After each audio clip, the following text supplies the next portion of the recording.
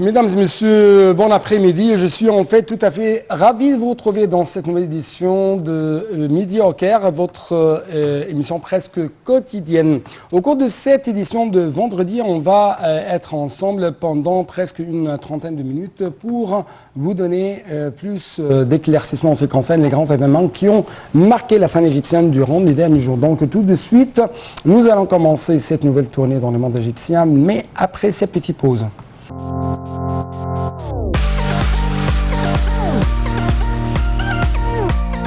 Commençons donc, comme d'habitude, notre édition de vendredi par les activités présidentielles. Cette fois-ci, on trouve que le président Abdel Fattah el-Sisi a donné des directives de développer les efforts et les activités d'investissement dans la zone économique du canal de Suez en formant une entité d'investissement efficace pour la zone. Lors d'une réunion tenue avec le Premier ministre Dr Moustapha Madbouli, le ministre de Transport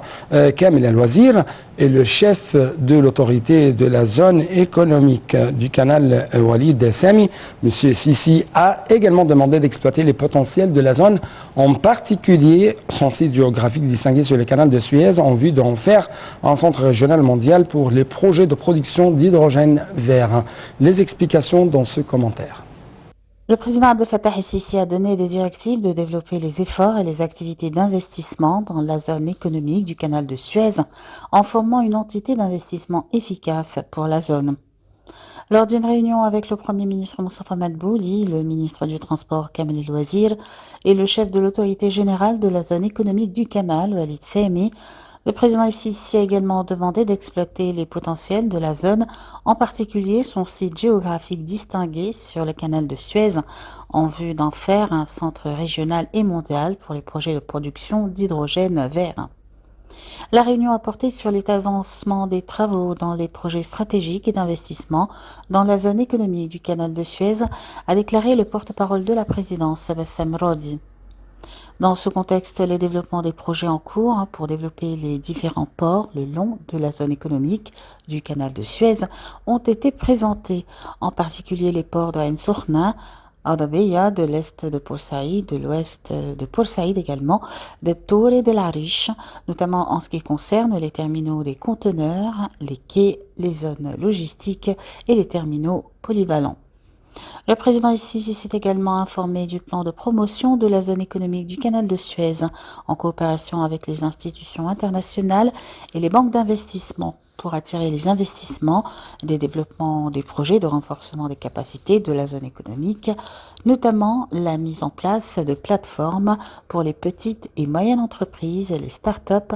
et des projets d'approvisionnement des navires en hydrogène vert.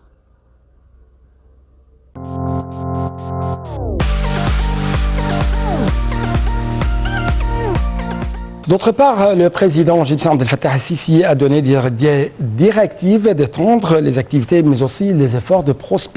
d'exploration, de production en coordination avec le ministère du pétrole de la société italienne Eni, et ça dans le but d'optimaliser les ressources naturelles de l'Égypte et le secteur gazier et énergétique, et ce dans le cadre de la coopération fructueuse entre l'Égypte et cette société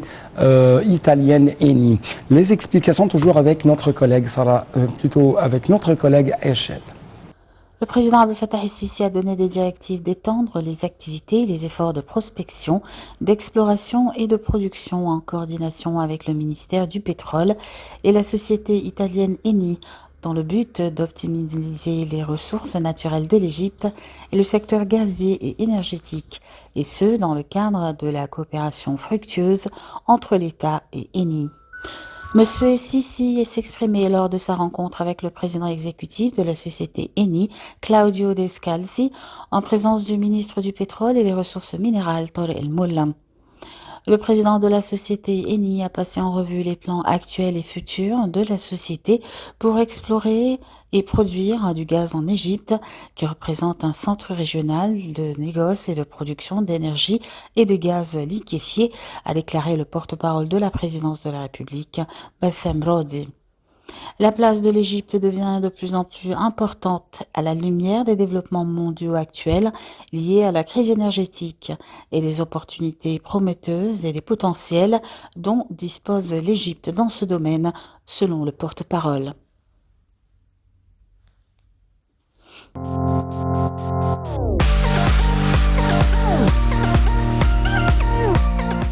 Le Premier ministre Dr Moustapha Madbouli a tenu une réunion pour passer en revue les efforts visant à préserver les projets de logement, une alternative aux bidonvilles et à organiser des programmes de construction de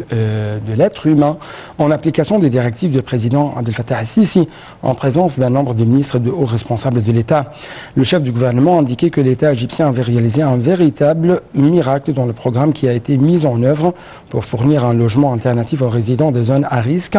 ainsi que les travaux de développement qui ont été mis en œuvre dans des zones sauvages ou non planifiées. Le défi le plus important, c'est ce qu'a dit M. Madbouli, est de maintenant de préserver les progrès réalisés en ce sens.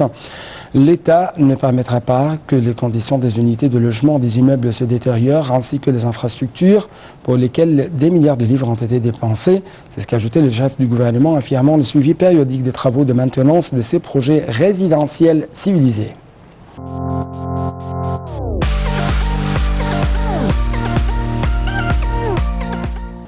Quant au ministre du Développement local, M. Hicham Amna, il a souligné l'importance d'encourager l'investissement, de régler les questions et les défis auxquels sont confrontés les investisseurs afin de capter les investissements et de créer d'emplois, faisant état du suivi périodique du Premier ministre Dr Moustapha Madbouli et de ce dossier vital, conformément aux directives de la direction politique. Le ministre s'est exprimé devant la réunion de la sous-unité chargée du règlement de problèmes des investisseurs dans le gouvernorat, tenue mardi au ministère pour examiner les plaintes des investisseurs. Lors de la réunion, M. Amna a ordonné d'examiner rapidement les plaintes des investisseurs via des administrations pertinentes dans un délai d'une semaine au plus tard.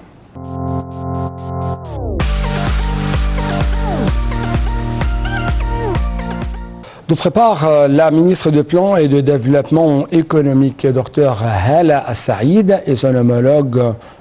saoudien Faisal Al-Ibrahim ont examiné les moyens de conforter la coopération commune, et ce en marge de sa participation à la 53e édition du Forum économique mondial de Davos, auquel sont présents 52 chefs d'État et de gouvernement.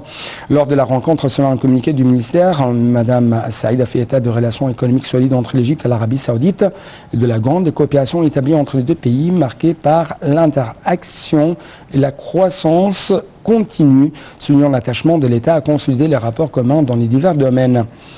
Les deux parties ont affirmé l'importance d'échanger les expériences et les expertises réussies dans de nombreux domaines, notamment en ce qui concerne les politiques publiques et les perspectives de la coopération à la lumière de la conjoncture économique mondiale actuelle.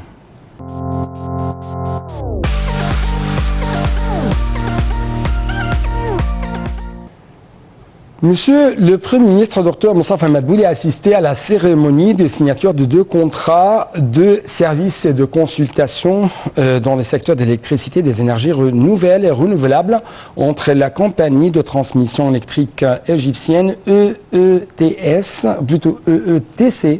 et le groupe de consultation belge Elia Grid.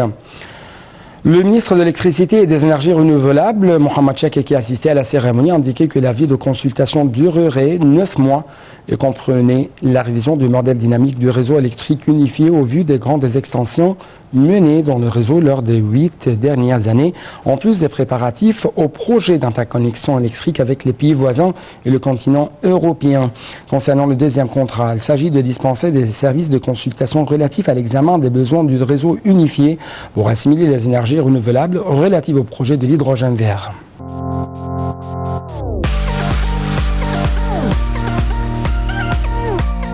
Très rapidement, nous devons jeter un coup d'œil sur le domaine de l'énergie. Encore une fois, le ministre du pétrole et des ressources minérales, Tariq El-Molla, et l'ambassadeur d'Azerbaïdjan au Caire ont examiné les moyens de soutenir la coopération commune et les investissements disponibles dans le domaine du pétrole et du gaz, ainsi que dans les domaines des énergies vertes, en plus de l'éventuel échange d'expériences dans ces domaines.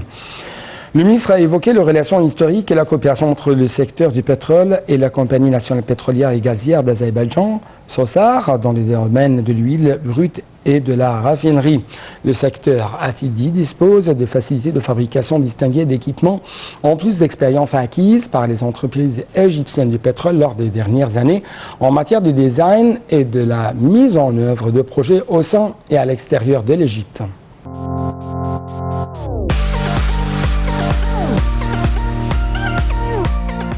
La ministre du Plan et de Développement économique Hala Saïd participera aux travaux de la 53e édition du Forum économique mondial à Davos en Suisse. L'ordre du jour de Mme Saïd lors de ses activités de forum comprend la participation en session sur la facilitation des investissements dans la transition du net zéro, en plus de prendre part à une table ronde sur la planification de la COP 28, selon un communiqué publié par le ministère du Plan et de Développement économique. L'ordre du jour de la ministre du Plan et de Développement économique regroupe également des rencontres entre des ministres de l'Arabie saoudite, de l'Allemagne et de la Zambie, ainsi qu'avec des PDG d'entreprises et de représentants d'institutions internationales.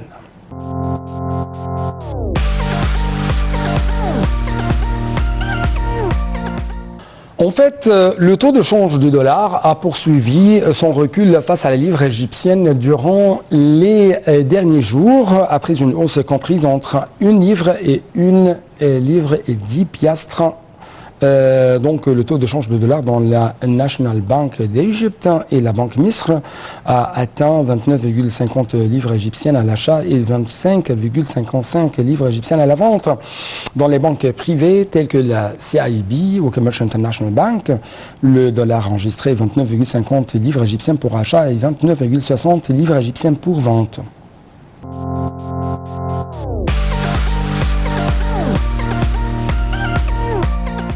Très rapidement, clôturons cette édition par le climat. Et en fait, on trouve que le ministre égyptien des Affaires étrangères, Sameh Choukri, a souligné la nécessité des initiatives pour renforcer la gouvernance, trouver des mécanismes de lutte contre le changement climatique et obtenir un soutien financier face aux défis de changement climatique avant le prochain sommet sur le climat COP 28, prévu fin 2023 aux Émirats Arabes Unis.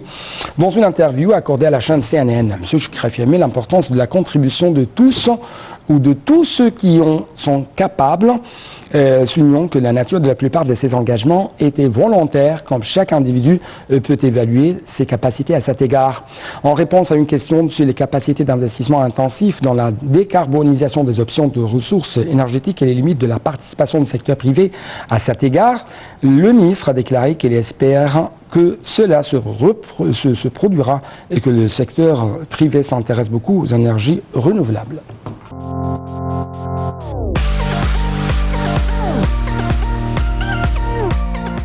Donc, c'était tout pour cette édition. Merci beaucoup pour votre attention toujours. Bon suite de nos programmes sur votre chaîne NATV International.